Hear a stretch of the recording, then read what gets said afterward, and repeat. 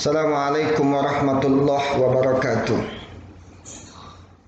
Alhamdulillah, wassalatu wassalamu ala rasulillah wa ala alihi wa mawalah wa la hawla wa la quwata illa billah, amma ba'd.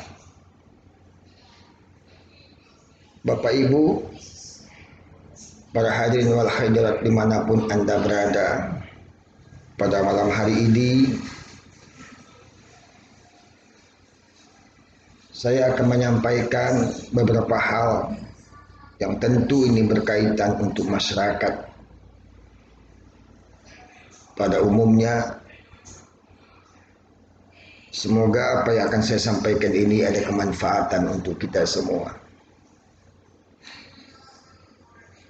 Kita sudah sama-sama paham dan tahu bahwa sesungguhnya hampir di seluruh dunia ini dijangkiti apa yang disebut dengan virus corona atau COVID-19.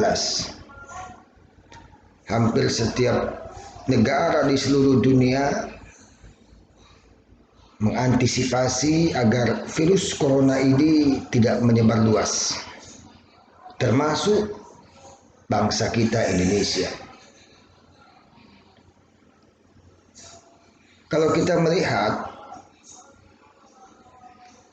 instruksi Presiden jelas mengisyaratkan kepada kita semua, terutama pada dunia pendidikan, untuk meliburkan anak didiknya selama lebih kurang 14 hari.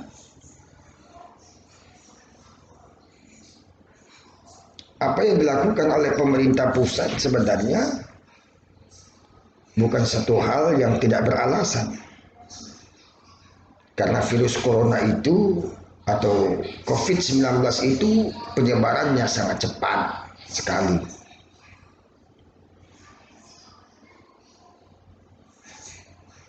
Dan tentunya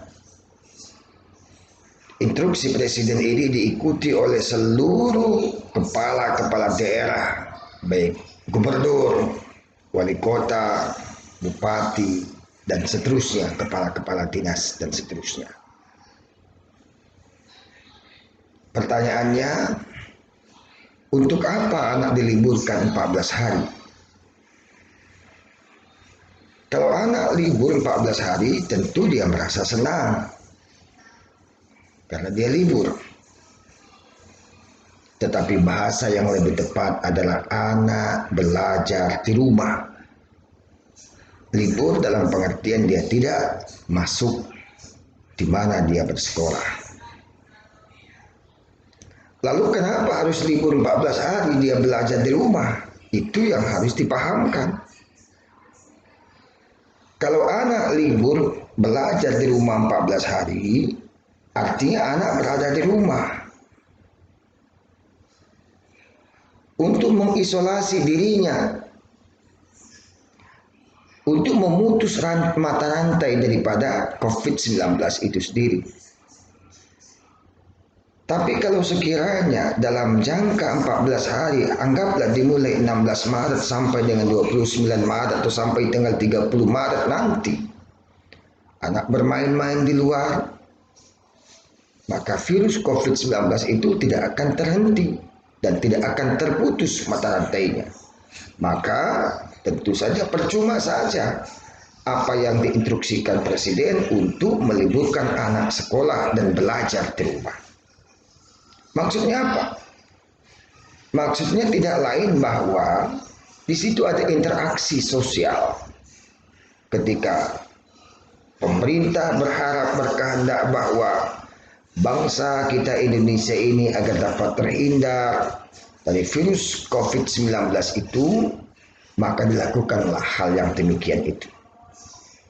Saya memberikan contoh yang sederhana saja.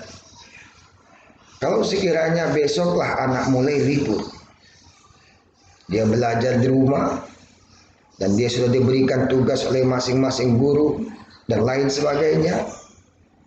Lalu di rumah rupanya ada juga kegiatan-kegiatan anak beserta orang tuanya, pergi dia undangan tempat saudaranya, pergi dia tempat orang-orang sedekah, pergi dia ke mal-mal dan lain sebagainya. andaikan dia pergi pada tanggal ke-11 hari di mana dia libur, artinya masih 3 hari lagi dia akan sekolah. Kalau umpama hari ke-11 dia berjalan-jalan ke mall dan lain sebagainya, artinya tidak memutus mata rantai daripada COVID-19 dan bisa jadi dia akan terpapar.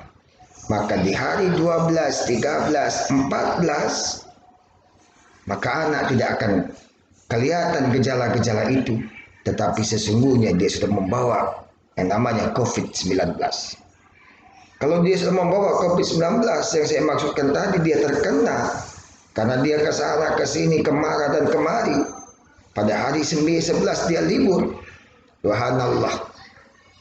Lalu dia ketika masuk pada tanggal hari ke-15, dia masuk yang umpama tanggal 30 Maret, dia berinteraksi dengan kawannya, dia bersenggolan tangannya, lalu dia menyebarkan COVID-19, maka percuma saja usaha yang dilakukan pemerintah pusat, pemerintah daerah untuk meliburkan anak lebih kurang 14 hari adanya. Nah, ini tidak lain adalah yang harus kita pahamkan sebenarnya ada kerjasama dari pihak sekolah, kerjasama dari pihak orang tua, kerjasama dalam dunia pendidikan untuk mengingatkan bahwa betapa sangat mengerikannya masalah COVID-19 ini karena virus ini sangat cepat dalam penyebarannya. Nah, kalau di dalam 14 hari anak berada di rumah dan terisolasikan, dia tetap berada di rumah, maka ketika badan anak dengan suhu yang sangat panas, ketika dibawa ke puskesmas, dibawa ke rumah sakit, maka akan dengan cepat ditangani, maka orang lain tidak akan terkena atau tertular dan lain sebagainya. Nah, oleh karena itulah niat baik daripada pemerintah pusat yang diikuti oleh pemerintah daerah mestinya harus disambut dengan riang gembira oleh masyarakat seluruh Indonesia, agar kita masyarakat Indonesia berpartisipasi aktif agar kita terlepas daripada atau terhindar atau terjauhkan daripada virus COVID-19 ini. Dan ini juga tidak cukup himbauan pemerintah yang memerintahkan kepada masyarakat untuk melakukan hal yang demikian, maka hal yang lebih penting juga baik pemerintah pusat maupun pemerintah daerah juga harus melakukan hal yang sama agar COVID-19 ini betul-betul dapat terhindarkan dari kita semua dan lebih cepat kita menyelesaikan masalah ini sehingga bangsa kita akan lebih cepat lagi untuk melakukan penataan pada yang akan datang. Bapak Ibu hadirin yang saya hormati, oleh karena itu tidak ada jalan lain kita mengingatkan kepada anak-anak kita masing-masing. Suruh anak kita belajar di rumah, gunakan waktu untuk belajar sebaik-baiknya. Dalam masa 14 hari mereka belajar di rumah dan tidak ke sekolah dan tidak kemana-mana dan tidak berkeluyuran, yang tidak mereka berkumpul satu dengan yang lainnya, sehingga ini dapat memutuskan mata rantai daripada COVID-19 yang pada akhirnya akan menguntungkan semua kita, masyarakat Indonesia pada umumnya dan Kota Batam pada khususnya. Demikian, atas perhatiannya saya ucapkan terima kasih. Lebih dan kurang saya mohon maaf. Akhirul kalam, wabillahi taufiq wal hidayah. Assalamualaikum warahmatullahi wabarakatuh.